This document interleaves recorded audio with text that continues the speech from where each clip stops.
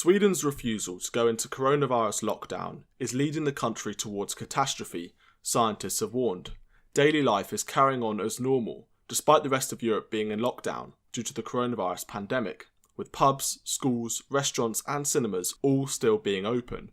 Sweden has so far seen 4,947 cases of the coronavirus and 239 deaths. The government says lockdown would lead to an economic disaster. Although the Scandinavian countries' relaxed wait-and-see approach still contrasts with most of the rest of Europe, the government says it has no immediate plans to change its liberal ways. The relaxed measures have raised alarm in the country's medical community. A petition signed by more than 2,000 doctors, scientists and professors has now called on the government to get tough and tighten restrictions. They say, "We're not testing enough, we're not tracking enough, we're not isolating enough, we've let the virus loose." But Anders Tegnell, the chief epidemiologist, insists the government policies will prove effective, saying, "We are trying to slow the spread enough so that we can deal with the patients coming in.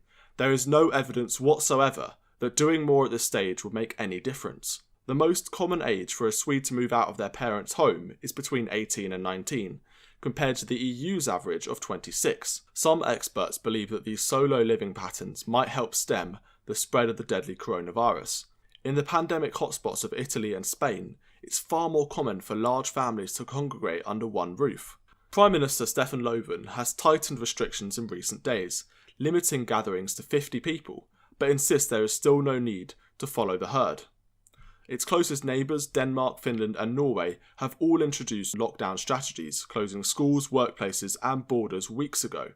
The Swedish government has argued that citizens can be trusted to act responsibly. The public has been told to practice social distancing and to work from home if possible, but only those over 70 are urged to self-isolate. Secondary schools and universities have now closed, but preschools and primary schools are open as usual. Only time will tell if Sweden's controversial approach is the right one.